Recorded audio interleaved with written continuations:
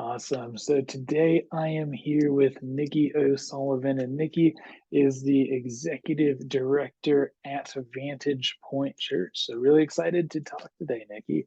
Thank you, Chris. Yeah, so I'm curious, what called you into ministry and how did you find your current role at Vantage Point? Yeah. Hey, Chris, that's such an interesting question because I didn't seek out employment in ministry. It Mm, it actually knocked on my door and took me okay. by surprise, which I think is probably a response for a lot of people who are in Mhm. ministry.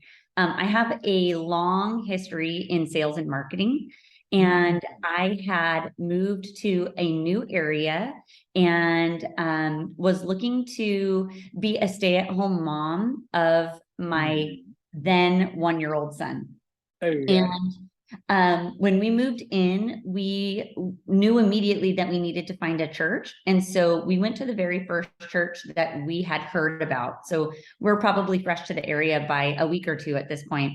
And we started attending our church. And this is August. And in Mhm. September, our church was doing their push for community group signups. And it was oddly enough, our pastor of our church, our lead pastor of our church, he saw me serving in a 2-year-old classroom. And he just kind of looked Okay. in the door and was like, "Hey, you, are you in a community group?" And I was like, "What's that?" And he said, "Do you want to be in mine?" And I went home and I told my husband, "The pastor wants us to be in a community group. And I don't even know what that means, but I don't think we can say no." And my husband said, Fair enough. "Well, let's try it. Let's do it." And we Mhm. were in a community group with our pastor for a year when the children's ministry position came open at our church. I didn't have a ton of experience in children at that point, other than being a mom. But my pastor said, "Would you be interested in interviewing?" And the first thing I said was, "Why would you want me? I don't know anything about kids." And he said, "What you need to know is how to communicate with adults. You need to be a great listener. You need to be able to talk with Mm. families and parents and to understand what it is that they need the church to come alongside them with, and how we can be a solution for them and just bridge the gap so that they can be the main spiritual leaders in their home with their kids." And I was like, "I can do that." And so I got into children's ministry and got into ministry. I've been at the church now for 9 years on staff, Oh, and wow. it's just been an incredible ride. A lot of highs and lows, but just the glory of serving God has far outweighed any of those dark valleys that we've had to walk through in ministry over the last 10 years. Yeah, well, that is great, and appreciate you sharing that story. And yeah, so let's pull on that thread a bit. So you weren't really actively trying to get involved in a career in ministry. So now that you are kind of on the other side of that interaction there, where you're recruiting people to serve in ministry, how does that change how you identify folks that could serve, whether it be volunteer or on staff? And what advice do you have for recruiting and connecting with people and knocking on their doors instead of waiting Yeah. for them to come to you? Yeah, you're absolutely right. I think to be successful in ministry, you have to be able to knock on those proverbial doors, right? I think Uh, so often what hinders us is that we say no for people all the time. We're always mm, saying, "I don't want to ask them to go that above and beyond. I don't think they'll do that." Or, "Oh, they might be really upset if I ask them." And I've really had to learn to just overcome that. I have found way more often than not that when I ask mm, somebody to come alongside and serve in ministry, that I'm actually honoring them, and they think it's a great thing that we would consider them to serve in their church. A lot of people, mhm, just like me, when I was shoulder tapped for ministry, a lot of people think that they're unworthy and that they're not capable of serving in the church. And we're here to tell them, I see something so significant in you. I think that you have so many great gifts that maybe you don't even see yourself, but we would love for you to just partner with us and use those gifts to serve God. You don't have to be perfect, but He's going to definitely sharpen you and He's going to grow you. And what better way to do that than in your church with your peers?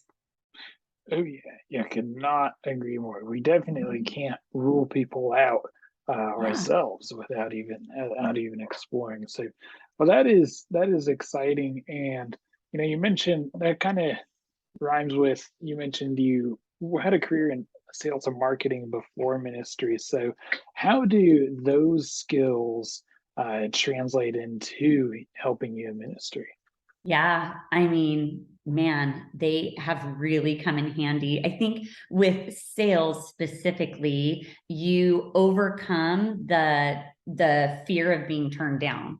Yeah. And so in sales, you cast out your net, and if you can pull in a few fish, then that's great. Mm. You learn to celebrate those small wins. And so and then you also learn that you don't have to be devastated or disappointed or ashamed by the no's. And so Mm. all those years in sales have taught me to just keep persevering, keep pursuing, never give up, and just be so grateful when you get people who say yes to you. It definitely is a win, and it's definitely a big celebration. And then, I think it also helps you to be a good listener. And I think it also Mm. helps you to kind of have some social awareness and be able to gauge people's responses and reactions. And Mm. so from there, you can get a sense of what it is that they're feeling, and you can, kind of redirect the conversation to go in a way that would be serving them best. Yeah, absolutely. That is really underrated because, when a lot of people think, hey, I like talking to people, I should do sales. Like, no, not if you don't like listening to people. Yeah, Uh, that's a great yeah, point. Yes. well, I'm curious, what tips do you have for just being a better listener, whether it's to your team members, to parents and families at your church? Like, what tips do you have to be an active listener? Yeah, you know what? I am still fine tuning those those Hmm. skills. Um, I have a high enthusiasm, and so sometimes I like to kind of speak with you because in my mind it makes me think that I'm telling you that I agree with you, or I can relate to you, or I understand what you're saying.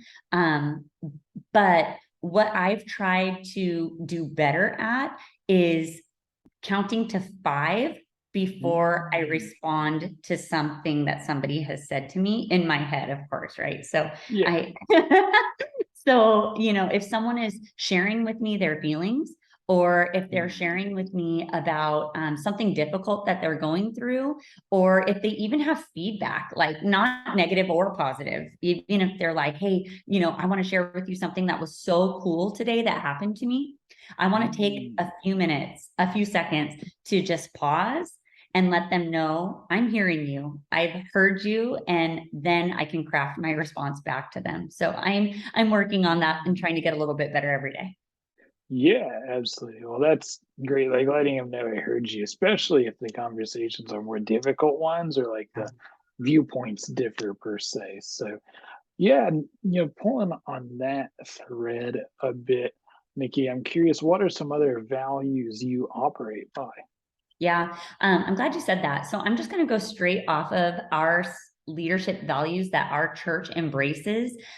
We have Awesome. we have 5 staff values, and we try to reiterate them as frequently as possible. And I hope I don't forget any of them on this call. But one is contagious enthusiasm. We just believe Mm. that if we can be really just so on fire for what it is that we're trying to do, whether that's our goal, Mm. whether it's our mission, or whether it's even our job description, we feel like people are going to want to follow along with us. They're going to want to be a part of something. We always say nobody wants to jump on a sinking ship, right? Yeah. So Two is developing game changers. So as soon as we remember that that this is not about us, but it's about discipleship, and it's about equipping and enabling other people to do a really good job, then we will be much more successful in ensuring that our pipeline is going to be full.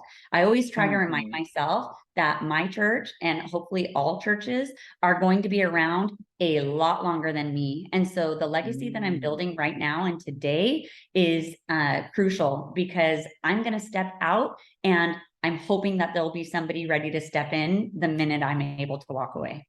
The other one that we have is unoffendable humility.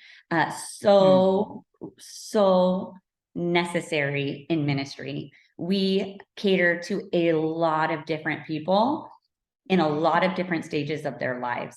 They are experiencing things that we may or may not have ever experienced before.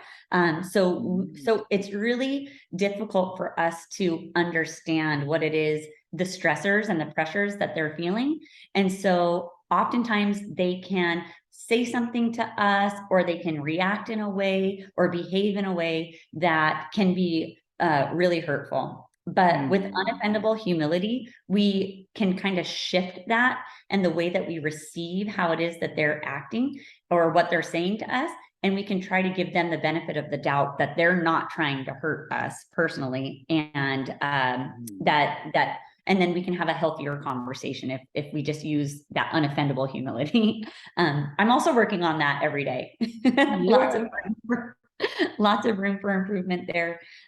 So those are some of my favorite leadership values. Those are the things that in my leadership I try to grow and improve upon every single day, and just try to help our team to grow in as well. Absolutely. Well, yeah, wanna pull on a couple of those. The unoffendable humility is really important, and like you mentioned, really hard. It's kind of like the Marcus Aurelius quote: "I'm not hurt or benefited by anything. It simply is, and I decide how that goes." So having kind of a stoic attitude really helps. You mentioned a legacy, cultivating other people in your ministry, other talent. What steps do you have, or advice do you really have for cultivating younger leaders in your church? Yeah. Okay, this is a good question, because I think oftentimes in ministry, we can see a lot of turnover. And so we can get really fatigued, and we can oftentimes jump at the first thing that shows interest. And we can sometimes do that a little prematurely, and we can put maybe someone who is not as experienced in a position of leadership too soon. And then inevitably, we're going to see the fallout of that later down the line. And so I just have always loved that, like that mentorship model of not throwing somebody into the fire, not throwing them to the wolves, but instead just having them walk alongside you. Having them walk alongside you, and see you model for them how to do the job well. And then constantly coming back to them and asking them, like, was there anything about that we could talk about more, that you'd like to talk through, that any questions that you'd like to ask me about how I did that, or how I came to the decision to do something in that way, or how that person responded. And so then we're doing it together. We're in an apprenticeship situation versus like, great, that person's excited, here, you're in charge, and now I can move on to something else that I need to do. It is easy to do that because we have a lot to do, and like I mentioned to you earlier, we wear a lot of hats, but we just need to keep it simple, and we just need to care about people instead of caring about getting the tasks done. Yeah, absolutely. That is the very true. It can be easy to say, okay, we have this person now, I'm gonna do this. But no, if you cultivate an apprentice, that's actually what's gonna help them do the job better. And Yeah, it's gonna work better for everybody. So Yeah. a lot. Thank you for sharing so much, Nikki. I'm curious, just what other advice do you have for ministry leaders? Yeah, you know what? I say just don't give up. Stick it out. I mentioned to you earlier just the peaks and the valleys. Um, Mhm. I think that there are way more peaks than there are valleys, but I think in ministry, we tend to live in those valleys for way too long. We, Mhm. um, there's definitely spiritual warfare. I am not going to deny that. I think we have a lot against us, especially today in our society and the way that the church is just, fighting to stay relevant, Mhm. and a priority in young families' lives. Um, so we can really get down on the valleys, but I think that if we embrace optimism, we will find that the wins are far greater than the losses. And so that's how I try to keep myself on the even keel. I just try to always remember the wins that we get to celebrate. And for us, people who work in church, we get wins 52 times a year. Every Sunday of the year, we get to welcome our friends, our family, our church community. We get to see new people coming to Christ. We get to see kids memorizing a new memory verse. We get to Mhm. see kids inviting their friends to church. There's just so many wins. And my advice to leaders is, for every loss that you're feeling, get out a piece of paper and write down 10 wins that you've had this week. Mm. Yeah, that is great. Just instead of asking what's wrong here, ask Yeah. what's right here. Uh, Yes. Awesome. Well, that's awesome, Nikki. So thank you so much for sharing so much. Thank you. I really am appreciative of your time. Absolutely.